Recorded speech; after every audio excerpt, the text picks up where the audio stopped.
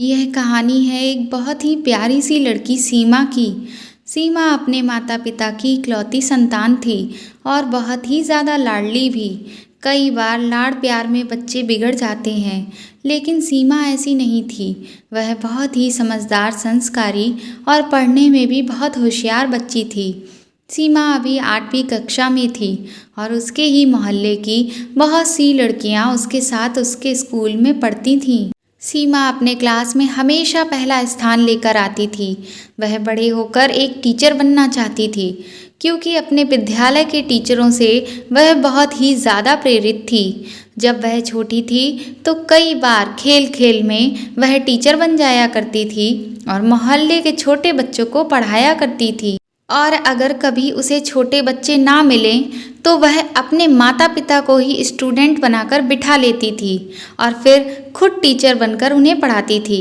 उसका बचपन देखकर उसके माता पिता बहुत खुश होते और उसकी शरारतों को खूब एंजॉय करते। उसकी सबसे अच्छी दोस्त का नाम गरिमा था, जो उसी के घर के पड़ोस में भी रहती थी। और सीमा की मम्मी और गरिमा की माँ में भी अच्छी दोस्ती थी। एक दिन गरिमा की माँ सीमा की माँ से मिलने के लिए आई तो बातों ही बातों में उन्होंने बताया कि गरिमा के पीरियड्स स्टार्ट हो गए हैं। बच्चियां कब बड़ी हो जाती हैं माँ बाप को पता ही नहीं चलता, और अभी कुछ ही सालों में वह विदा होकर अपने ससुराल भी चली जाएगी। यह सोचकर गरिमा की माँ बहुत भावुक हो गईं। गरिमा की माँ की बात सुनकर सीमा की माँ थोड़ी टेंशन में आ गई, क्योंकि वह यह सोचने लगी कि गरिमा और सीमा हम उम्र भी हैं और एक ही क्लास में पढ़ती हैं, लेकिन अभी तक सीमा को पीरियड्स नहीं लगे थे। जब उनकी टेंशन बहुत ज़्यादा बढ़ने लगी तो फिर उन्होंने अपनी माँ को फ़ोन किया, तो उनकी माँ ने कहा कि इसमें फ़िक्र करने वाली कोई बात नहीं है। कभी कभी कुछ लड़कियों को मासिक धर्म देर से आता है। हो सकता है सीमा को 1-2 साल में मासिक धर्म आना शुरू हो जाए। अपनी माँ की बात सुनकर सीमा की माँ के दिल को कुछ तसल्ली मिली। उन्हें लगा कि वह शायद कुछ ज़्यादा ही फिक्र करती हैं। धीरे धीरे इसी तरह से दिन और साल बीतते गए। अब सीमा 10th क्लास में आ चुकी थी, लेकिन सीमा को पीरियड्स अभी तक नहीं आए थे।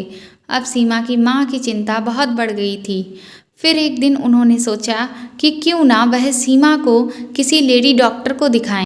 उनकी ही पहचान की एक बहुत अच्छी लेडी डॉक्टर को वह जानती थीं, तो वह एक शाम सीमा को उनके पास लेकर गईं। जब वह डॉक्टर के पास पहुंची तो उन्होंने डॉक्टर को सारी बातें विस्तार से बताईं। उन्होंने कहा कि आप वैसे बेवजह ही परेशान हो रही हैं। किसी किसी लड़की को मासिक धर्म 16 साल की उम्र तक भी आता है, लेकिन फिर भी अगर आप कहें तो मैं सीमा की सोनोग्राफी करवा दूं। सीमा की माँ ने तुरंत ही लेडी डॉक्टर को हाँ बोल दिया, और जब सीमा की सोनोग्राफी की रिपोर्ट आई तो उसमें पता चला कि सीमा के जन्म से ही गर्भाशय नहीं है। यह बात सुनते ही सीमा की माँ तो जैसे अपना होश ही खो बैठी। उन्हें तो अब समझ ही नहीं आ रहा था कि वह क्या करें। वह बहुत घबरा गईं।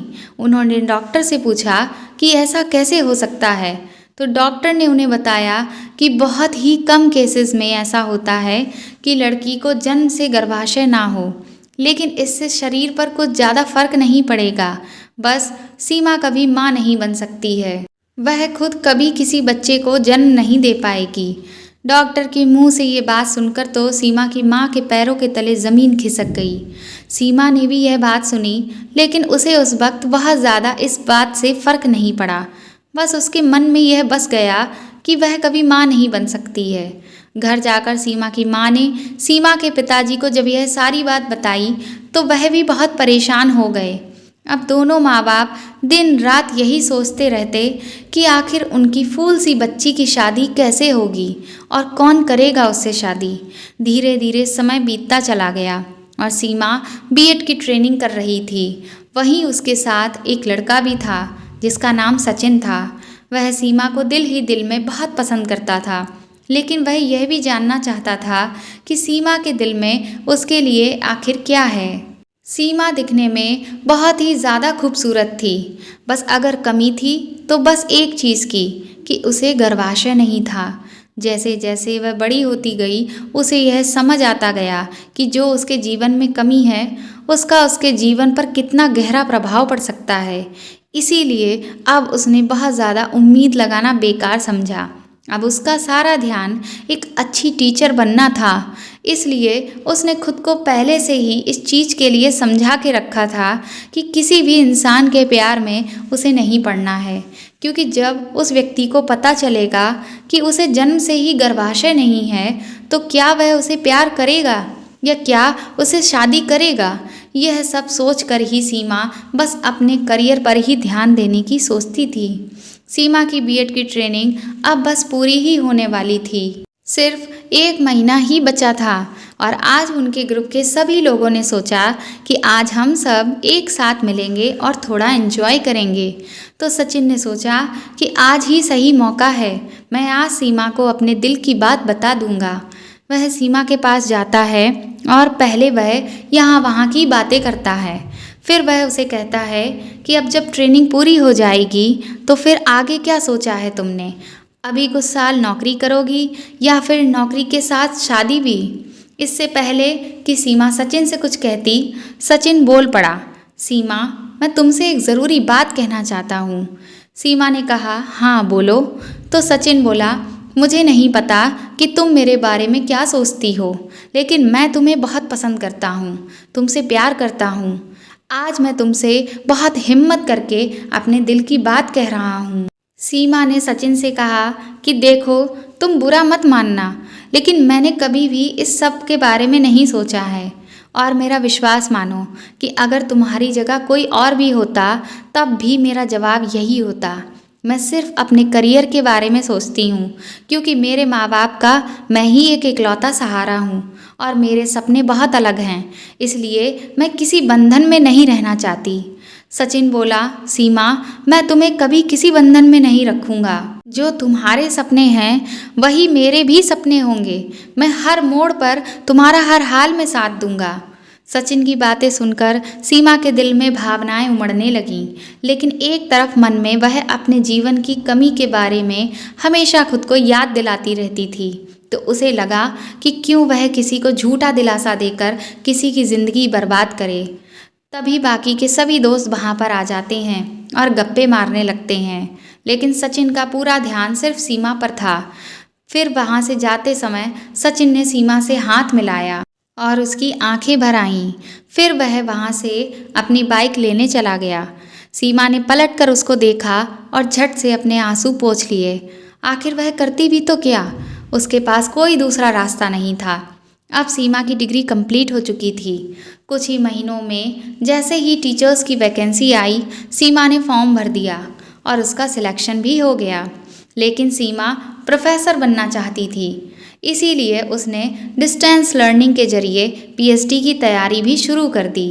सीमा के माँ बाप उसकी करियर की सफलता को लेकर तो बहुत खुश थे, लेकिन उसकी शादी की चिंता उन्हें हमेशा लगी रहती थी। वह जब भी अपनी फ़िक्र सीमा के सामने जाहिर करते तो वह यही कहती कि आप ही बताओ, मुझ में जो कमी है उसे जानकर कौन मुझसे शादी करेगा, और मैं किसी को भी झूठ बोलकर शादी नहीं करना चाहती हूँ। सीमा की माँ सीमा को समझाती कि बेटी कोई तो होगा जो तुझे बिल्कुल वैसा ही अपना ले जैसी तू है। बच्चा गोद भी तो लिया जा सकता है। तेरा शादी ना करने का फैसला गलत है। तो सीमा ने कहा, ठीक है, अगर मुझे कोई मिला तो फिर मैं इस बारे में सोचूंगी। इतना कहकर वह अपने कमरे में चली गई। अगले ही दिन सीमा को लड़के वाले देखने आए। लड़का सीमा की बुआ का कोई रिश्तेदार था। सीमा की माँ का फ़ोन सीमा के पास गया कि आज तुम स्कूल से हाफ डे की छुट्टी लेकर घर आ जाओ। तो सीमा ने पहले ही कह दिया कि उन लोगों को सारा सच आपको बताना होगा। तो उसकी माँ ने कहा, हाँ ठीक है, लेकिन तुम पहले घर तो आओ। सीमा जब तैयार हो रही थी तो वह शीशे में अपने आप को निहार रही थी। वह सोच रही थी कि मुझ में भी भावनाएं हैं। मेरा भी दिल करता है कि कोई मुझे प्यार करे, मुझ पर अपना हक जताए, मेरे सुख दुख में मेरे साथ खड़ा हो, मेरा कहलाए। लेकिन मेरे जीवन की जो हकीकत है मैं उसे भी नज़रअंदाज तो नहीं कर सकती हूँ। अपनी ख्वाहिश के लिए किसी की ज़िंदगी मैं बर्बाद नहीं कर सकती हूँ। सीमा तैयार होकर नीचे आ गई। वह आज बहुत सुंदर लग रही थी। उसने नीले रंग की साड़ी पहन रखी थी और मैचिंग की चूड़ियाँ भी। चूड़ियों को देखकर उसे सचिन की याद आ गई। एक बार सचिन उसके लिए नीले रंग की ही चूड़ियाँ खरीद कर लाया था। उसने उसे बहुत मनाया उन चूड़ियों को लेने के लिए, लेकिन सीमा ने उससे वह चूड़ियाँ नहीं ली थीं। तभी इतने में उसकी माँ की आवाज़ आ जाती है। वह तुरंत ही अपनी माँ के पास पहुँच जाती है। थोड़ी ही देर के बाद लड़के वाले आ जाते हैं। माँ ने सभी को जाकर पानी दिया और सीमा को आवाज़ लगाई। सीमा एक कुर्सी पर आकर बैठ गई। लड़के वालों ने काफ़ी सारे सवाल किए और सीमा ने उन सभी सवालों का अच्छे से जवाब दिया। उन्हें सीमा पसंद आ गई थी। तभी सीमा ने कहा कि मुझे आप लोगों से कुछ कहना है। पहले आप मेरी पूरी बात सुन लें, उसके बाद ही अपना फैसला सुनाएं। लड़के वाले सीमा की बात सुनकर सोच में पड़ गए कि आखिर ऐसी क्या बात है। तो सीमा बोली कि मैं एक पढ़ी लिखी लड़की हूँ, नौकरी भी करती हूँ, घर का काम भी मैं अच्छे से कर लेती हूँ, लेकिन मुझ में एक कमी है। मुझे जन्म से ही गर्भाशय नहीं है। सीमा की यह बात सुनकर तो लड़के वाले सुन्न पड़ गए। लड़के की माँ बोली, मतलब तुम्हें पीरियड्स आए ही नहीं? तो सीमा ने कहा, हाँ, मुझे पीरियड्स आए ही नहीं। मैं कभी माँ नहीं बन सकती। इतना सब कुछ जानने के बाद भी अगर आप लोग तैयार हैं तो मैं इस शादी के लिए तैयार हूँ। थोड़ी देर के लिए वहाँ सन्नाटा पसर गया। तभी सीमा के लिए जो लड़का आया था वह उठा और बोला, मैं तुमसे शादी करने के लिए तैयार हूँ। लेकिन उसकी माँ ने कहा, तुम्हारा दिमाग तो ठिकाने पर है? तुम्हें पता है कि तुम क्या बोल रहे हो? अगर तुमने इससे शादी की तो तुम कभी बच्चों के बाप नहीं बन पाओगे। तो उस लड़के ने कहा, तो क्या हुआ माँ? इस दुनिया में ऐसे भी बहुत से लोग हैं जिन्होंने शादी की पर फिर भी उन्हें बच्चे नहीं हुए, तो वह बच्चे गोद ले लेते हैं। और यहाँ तो सीमा ने हमसे कुछ भी नहीं छुपाया है। लड़के की माँ ने कहा, तुम पागल हो गए हो। सिर्फ लड़की की सुंदरता नहीं देखी जाती है, अपने परिवार को चलाने के लिए वारिस भी चाहिए होता है ना, तो एक बच्चा तो होना ही चाहिए खुद का। उतने में सीमा बोली, देखिए, आप मेरे ही घर में मेरा अपमान कर रही हैं। अगर आपको शादी नहीं करनी तो इस बात को यहीं ख़त्म कर दीजिए। सीमा की बात सुनकर वह लोग तुरंत ही वहाँ से चले गए। सीमा की माँ ने कहा, यह क्या तरीका होता है बात करने का? सीमा बोली, तो क्या गलत कहा मैंने?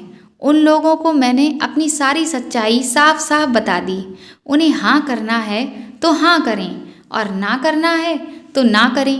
एक बात की 10 बातें क्यों निकाल रहे थे? तभी सीमा के पापा बोले कि मेरी बेटी में कोई कमी नहीं है। जो चीज़ भगवान ने उसे दी ही नहीं उसके बारे में इतना क्यों सोचना।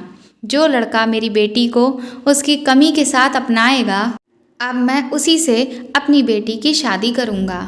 पापा की यह बात सुनकर सीमा अपने पापा के गले लग गई और रोने लगी। वह बोले, तुम चिंता मत करो बेटा, भगवान ने इस दुनिया में सभी के लिए किसी न किसी को बनाया है। तेरे लिए भी बनाया होगा और जब सही समय आएगा तो वह तुझे ज़रूर मिलेगा। धीरे धीरे समय बीतता चला गया। सीमा स्कूल जाती और फिर बाकी समय वह पास की झुग्गी में रहने वाले गरीब बच्चों को फ्री में ट्यूशन पढ़ाती। उसने पूरी तरह से अपने आप को व्यस्त कर लिया था। एक दिन जब सीमा के पापा अपने दोस्त अविनाश से सीमा के बारे में बात कर रहे थे तो भावना में आकर उन्होंने अपनी बेटी की कमी के बारे में उन्हें बता दिया। सीमा के पिता की बात सुनकर अविनाश जी बोले, तुम बिल्कुल भी फिक्र मत करो, मेरा बेटा करेगा सीमा से शादी। अविनाश की बात सुनकर सीमा के पापा आश्चर्यचकित हो गए। उन्होंने कहा, ऐसा कैसे हो सकता है और क्या भाभी इस रिश्ते के लिए मानेंगी? अविनाश जी बोले, तुम उसकी फिक्र मत करो, मेरा बेटा इतनी छोटी सोच वाला नहीं है और मेरी पत्नी भी एक अनाथालय से जुड़ी हुई है, वह इन सब बातों को नहीं मानती है। शाम को जब सीमा के पापा घर आए तो उन्होंने सारी बात सीमा की माँ को बताई। जब यह बात सीमा को पता चली तो उसने कहा कि पापा, आपने उन्हें सब कुछ साफ साफ तो बता दिया है ना, वरना फिर पिछली बार की तरह ही। तो सीमा के पिता बोले, नहीं बेटा, तुम चिंता मत करो, वैसा कुछ भी नहीं होगा। वह लोग अगले हफ्ते ही घर आएंगे। एक हफ्ते के बाद अविनाश जी, उनकी पत्नी और उनका बेटा सीमा को देखने उनके घर पहुँचे। सबसे पहले उन लोगों को चाय नाश्ता कराया गया। फिर अविनाश जी की पत्नी ने लड़की को बाहर बुलाने के लिए कहा। सीमा की माँ ने सीमा को आवाज़ देकर बाहर बुलाया। सीमा को देखते ही अविनाश जी का बेटा बोला, सीमा तुम, यह घर तुम्हारा है? सीमा भी सचिन को देखकर आश्चर्यचकित थी। तभी सीमा के पापा बोले, तुम दोनों एक दूसरे को पहले से ही जानते हो? तो सीमा ने कहा, हाँ पापा, हमने साथ में ही बीएड की ट्रेनिंग की थी। हम दोनों अच्छे दोस्त हुआ करते थे। तो वह बोले कि फिर तो तुम्हें कुछ पूछने की ज़रूरत ही नहीं है, बस एक दूसरे को लेकर तुम्हारे क्या विचार हैं यह पता चल जाए। सचिन की माँ ने कहा, तो दोनों बच्चों को हम एक कमरे में बैठाकर अकेले में बातें कर लेने देते हैं। सचिन और सीमा कमरे में चले गए। सीमा ने कहा, सचिन, क्या तुम्हें मेरे बारे में सब कुछ पता है? तो सचिन ने सीमा का हाथ अपने हाथों में लेकर कहा, सीमा, इतनी छोटी सी बात के लिए तुमने मुझे ना कह दिया था। मुझे एक बार कहकर तो देखती। तुम जैसी भी हो मुझे दिल से स्वीकार हो, क्योंकि मैं तुमसे सच्चा प्यार करता हूँ। और देखो, किस्मत ने हमें एक बार फिर से मिला दिया। सीमा बोली, पर क्या तुम्हें अब यह रिश्ता मंजूर है?